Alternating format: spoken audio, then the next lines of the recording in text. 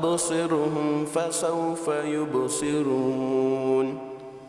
أفبعذابنا يستعجلون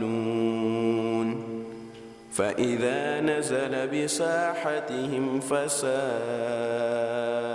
صباح المنذرين. محترم تاریخ دا نه یوازې چې د ډېرو پیښو مجموعه ده، بلکې دا زموږ او ستاسو هویت، عبرت او د راتلونکي څراغ دی. محترمو، کومو قومونو چې خپل تاریخ هیر کړی ده هغه تل د نورو غلامان پاتې شوي دي. الله جل جلاله د تاریخ په اړه موږ او ستاسو ته په قرآن عظیم شان کې بیلابیل مثالونه ذکر کړي دي، لکه د انبیا علیهم السلام او د هغوی امتونو قصې او د تیرو ظالمانو د هغوی د ژوند کیسې، تر څو موږ د هغوی څخه عبرت واخلو. نو محترمو، راځم دوهمې خبرې ته، هغه دا چې د تاریخ ارزښت د قرآن او احادیثو په حوالې سره. لومړی تاریخ د عبرت لپاره دی. د دې مطابق الله جل جلاله فرمایي: لقد كان في قصصهم عبرة لأولي الألباب. په تحقیق سره د پخوانیو قومونو په قصو کې هغه عبرت پروت دی لپاره د عقل خوندانو. نو محترمو، د دې آیات له وضاحت څخه موږ ته دا معلومیږي چې تاریخ مطالعه کول دا یو تفریح نه ده، بلکې تاریخ مطالعه کول موږ ته دا راښایي چې تیرو قومونو څه کړي، د هغوی څخه باید یو درس واخلو. د تیرو قومونو په قصو کې یو درس دی، یو پیغام دی. دوهم دا چې تاریخ د تیرو قومونو حالت موږ ته راښایي. د همدې مطابق هم الله جل جلاله په قرآن کې فرمایي: افلم يسيروا في الارض فينظروا كيف كان عاقبة الذين من قبلهم. آیا دوی نه ګرځي په ځمکه کې چې وګوري چې د تیرو قومونو هغه انجام څه و؟ نو محترمو، د دې آیات څخه هم دا معلومیږي چې موږ او ستاسو باید د تیرو خلکو تاریخ مطالعه کړو چې چا ظلم وکړو او چا تقوا اختیار کړه او د دې هر یو انجام بیا څه و. نو محترمو، دا و د تاریخ ارزښت د قرآن په حوالې سره. راځم د تاریخ ارزښت د حدیثونه ثابت ده وکنه. نبی صلی الله علیه وسلم به خپلو صحابه کرامو ته د تیرو امتونو قصې کولې، لکه څرنګه چې عبدالله ابن مسعود رضی الله تعالی عنه فرمایي: كان رسول الله صلى الله عليه وسلم نقص علينا قصص الأولين لنتعظ بها. وی رسول الله مبارک صلی الله علیه وسلم موږ ته د تیرو امتونو قصې کولې د دې لپاره چې د هغوی قصو څخه موږ فن او نصیحت حاصل کړو. نو محترمو، دا حدیث موږ ته راښایي چې تاریخ بیانول، تاریخ اوریدل او د تاریخ څخه درس اخیستل دا د نبوي سنتو څخه یو برخه ده. محترمو، راځم درېیمې خبرې ته، هغه دا چې تاریخ ولې موږ باید وپېژنو. اول دا چې د هویت لپاره، یعنی څوک چې خپل تاریخ هیر کړي هغه بیا خپل ځان هم نه پېژني. دوهم د عبرت لپاره، یعنی دا مطلب چې په تیرو قومونو کې چا ظلم کړی هغو ته څه جزا میلاو شوه او مؤمنانو څه نصرت ترلاسه کړو. دوهم د راتلونکي د اصلاح لپاره، یعنی که چیرته موږ وګورو د تیرو قومونو یا د تیرو امتونو قصو ته او بیا موږ راتلونکي اصلاح کولی شو. او څلورم د افتخار لپاره، محترم اوس موږ او ستاسو په تاریخ کې د بدر، احد، خلافت راشده، علم، اخلاق په څیر تاریخونه پراته دي. او پنځم د تربیې لپاره، تاریخ دا د ماشوم، ځوان، مشر د دې ټولو لپاره درسونه لري. نو باید موږ او ستاسو تاریخ مطالعه کړو. صلی الله علیه وسلم هغه په لومړی دور کې مبعوث کړل سولو، هغه د دعوت لومړی وخت وي نو د هغه د مکې کوم خپلوان چې ولا هغو ته دعوت ورکوي و هغه هر یو به د ده په مخ باندې لاندې ورتوکلې او ان ځینې به د ده په سر باندې لرې ورغورځول تر دې کار تېر سو چې کله د هغه څخه ناامیده سولو لاړې د طایف میدان ته چې کېدای سي دوی زما خبره ومني خو چې کله د طایف میدان ته ورغلې هغوی ته دعوت ورکړ هغو د انسانیت څخه اخوا ته عمل ورسره وکړ کوچنیانو ته امر وکړ چې په ډبره وولي او له خپل کلي څخه یې وباسي ان تر دې پورې چې د نبي کریم صلی الله علیه وسلم هغه چپلۍ مبارکې له وینې څخه ډکې سولې د هغه رقم نور ډېرې کیسې د نمونې په ډول باندې د سیرت په کتابونو کې موجودې دي خو زه غواړم تاسو ته نن ورځ یو واقعه ذکر کړم کله چې نبی کریم صلی الله علیه وسلم نبوي جماعت کې ورونو جبرائیل علیه السلام ورته راغلی نبی کریم صلی الله علیه وسلم پوښتنه ځینې وکړه چې جهنم څه ډول جوړ دی چې آیا جهنم دا چتونه دی یو پر بل باندې سربیره جوړ دی او که پر ځمکه باندې داسې هوار جوړ دی جبرائیل علیه السلام ورته وویل چې دا یو پر بل باندې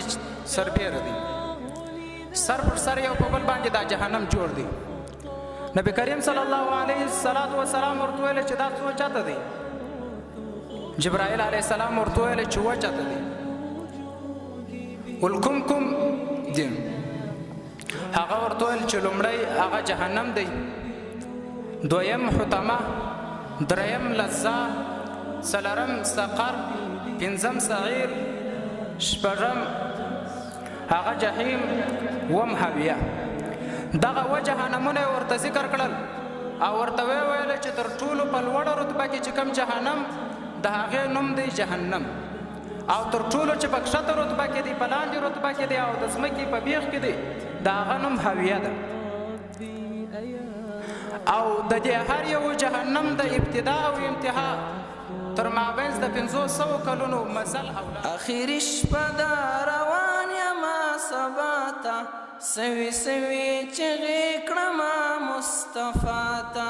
سوي چغې کړمه مصطفی ته اخري شپه دا روان یما سبا ته سوي چغې کړمه مصطفی ته سوي چغې کړمه مصطفی ته ای زړګیا لیونه یا روزه ګوره ای زړګیا لیونه یا روزه ګوره ای زړګیا لیونه یا روزه ګوره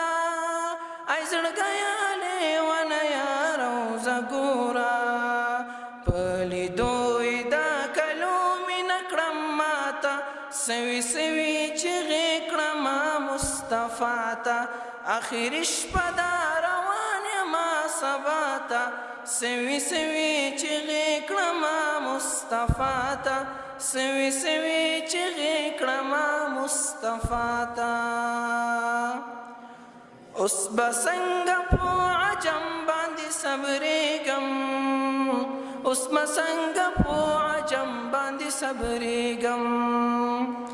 اوس به څنګه په عجم باندې صبرېږم اوس به څنګه په عجم باندې صبرېږم په لیدو مې د زړګي مینه شوه زیاته سوي چغې کړمه مصطفی ته اخري شپه دا روان یما سبا ته سوي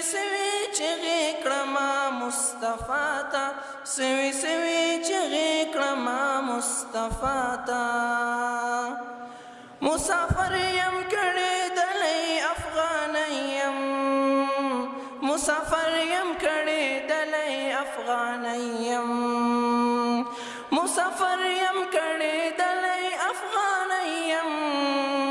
مسافر یم کړې دلې افغانی یم خیر دې سوشي به می پرېږدې روزې خواته سوي چغې کړمه مصطفی ته اخري شپه دا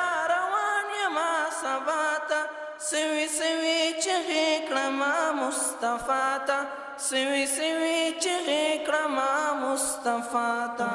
محترمو، الله پاک جل جلاله چې کله و دنیا ته انسانیت راواستوي نو انسانیت د خپل ربوبیت او د خپل وحدانیت د پیژندلو لپاره خپل استازي او پیغمبران ولیږل. د حضرت عیسی علیه السلام د خلافت او د نبوت څخه وروسته د نبوت سلسله یو څه حده پرې وځنډېدله. نو بیا د عیسی علیه السلام په دین، کتاب او مذهب کې تحریف وسو. انسانانو د الله جل جلاله د بندګۍ پر ځای بت پرستی او شرکیاتو ته مخه کړه. په انسانانو کې ظلم او وحشت شروع سو. انسانانو د خدایي او لویي دعوې شروع کړلې. نو الله پاک جل جلاله د دوی د هدایت لپاره آخري پیغمبر محمد صلی الله علیه و آله وسلم راولیږي چې بیا یې و انسانیت ته دعوت او تبلیغ شروع کړ. بیا په انسانانو کې د اسلام انګازه خپره کړه. انسانانو ته د ظلم او وحشت په خلاف د عدل او انصاف فیصله راوړل. د باطل په مقابل کې د حق فیصله راوړل او د تورې نړۍ ته رڼا راوړل. خو ځینو څخه زړو کفارو، مشرکینو، عربو او عجمو په خلاف توره پورته کړه او د جنګ اعلان یې وکړ. نو الله جل جلاله هم خپل محبوب مجاهد پیغمبر صلی الله علیه وسلم ته د جهاد حکم وکړ. نو همدا وجه وه چې په ټوله نړۍ کې چې بیا اسلام خپور سو، هغه د جهاد له برکته خپور سو. د نړۍ و هر کونج ته بیا اسلام ورسېدی. نن چې په افغانستان کې یا په کوم اسلامي هیواد کې جهاد روان دی، دا هغه د نبوت د دور تسلسل را روان دی او همدا سلسله به انشاءالله تر قیامته پورې جاري وي. محترمو، راځو خپل د افغانستان داخلي حالاتو ته. کله چې روسانو پر افغانستان باندې حمله وکړله او افغانستان اشغال کړ، نو د علماو په فتوا او د متدین او مجاهد پروره ولس په برکت سره د دوی په خلاف جهاد اعلان او فرض عین وګڼل سو چې بیا د عربي جزیرې، مصر، چچنیا او اکثرو آسیایي هیوادو څخه مسلمانان راتلل او په افغانستان کې جهاد کوي. کله چې روسانو شکست وخوړی او مجاهدین الله پاک جل جلاله کامیابه کړل، نو دغو مهاجرو مجاهدو له خپل ځانه سره و خپل هیوادو ته جهادي جذبه ویوړه. هغه جهادي جذبه چې در دې دمه په مسلمانانو کې ورکه سوې وه، هغه د جهاد څراغ چې در دې دمه په مسلمانانو کې مړ سوی و، دغه د جهاد څراغ افغانانو بل او اسلامي نړۍ ته جهادي روحیه ورکړه. هغو علماو ته جهادي روحیه ورکړل چا چې علم له کوره تر مسجده، له مسجده تر مدرسې، له مدرسې تر خاناقې، له خاناقې او بیا تر کوره منحصر کړی و. چې بیا د افغانستان په برکت سره په فلسطین کې، په عراق کې، په سوریه کې، په فیلیپین کې، په اکثرو اسلامي هیوادو کې جهاد شروع شو. لیکن کفارو چې کله د مسلمانانو د خپلې ورکې سوي فریضې ته اعاده ولیده، نو په ډار شول او ویې ویل چې هسې نه مسلمانان بیا خپل مخکیني خلافتونه جوړ کړي. نو د مسلمانانو پر اسلامي هیوادو باندې حمله وکړه او اسلامي هیوادونه یې اشغال کړل. پر اسلامي هیوادو باندې له هر رنګه وسلې او وسیلې څخه کار واخیست. د مسلمانانو سره فوزي جګړې وکړې، فکري، تبلیغاتي او اقتصادي جګړې وکړې. خو متاسفانه چې کفار غرب زیات کامیابه سول، هغه په فکري، تبلیغاتي او اقتصادي جګړو کې کامیابه سول. مسلمانان د دوی د تمدن څخه، د دوی د ثقافت څخه، د دوی د کلتور څخه متاثره سول، د دوی د اقتصاد څخه متاثره سول، د دوی د بین المللي قوانینو څخه، د دوی د اساسي قانون څخه چې دوی د ځانه جوړ کړی و د هغه څخه متاثره سول. نو بیا کفارو په مسلمانانو کې ډیر کار وکړ، د مسلمانانو پر فکر باندې کار وکړي، د مسلمانانو پر کلتور او ثقافت باندې کار وکړي. خصوصا بیا په علما کرامو کې ډیر کار وکړي. علما کرام له ریاستو او ولایتو څخه لرې کړ، سیاست یې له دین څخه جلا وباله، ریاست او ولایت یې د هغه چا حق وباله چا چې په اروپا او امریکا کې د هغوی د سیکولریزم او دیموکراتیک قانون لاندې د هغوی هم فکري اخیستې وي، ماسټري او دکتورا یې ترلاسه کړې وي. ریاست او ولایت یې د هغه چا حق. درځم حضور ته دې د تل پر هرو سره، په کباب غوښو او ټوټه ټوټه هډو سره، په کباب غوښو او ټوټه ټوټه هډو سره درځم حضور ته دیدتن پر هرو سره په کباب غوښو او ټوټه ټوټه هډو سره په کباب غوښو او ټوټه ټوټه هډو سره چې ستا د حسن کیف انظر په تصور کې کړمه چې ستا د حسن کیف انظر په تصور کې کړمه تر ډیره پاتې شم له خوند او خوشحالو سره په کباب غوښو او ټوټه ټوټه هډو سره درځم حضور ته دیدتن له پر هرو سره په کباب غوښو او ټوټه ټوټه هډو سره په کباب غوښو او ټوټه ټوټه هډو سره د مینې لاره دې د تللې تر جنته پورې د مینې لاره دې د تللې تر جنته پورې خیر دی کږه مې که هر څه وي کړاو سره په کباب غوښو او ټوټه ټوټه هډو سره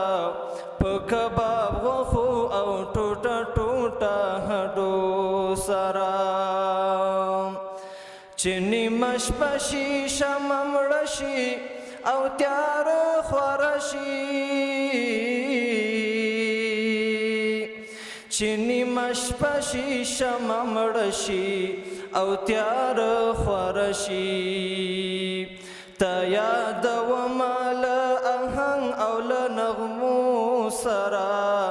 په کباب غوښو او ټوټه ټوټه هډو سره په کباب غوښو او ټوټه ټوټه هډو سره درځم حضور ته دیدتن له پر هرو سره په کباب غوښو او ټوټه ټوټه هډو سره په کباب غوښو او ټوټه ټوټه هډو سره سبحانك لا علم لنا إلا ما علمتنا إنك أنت العليم الحكيم سبحانك اللهم وبحمدك نشهد أن لا إله إلا أنت نستغفرك ونتوب إليك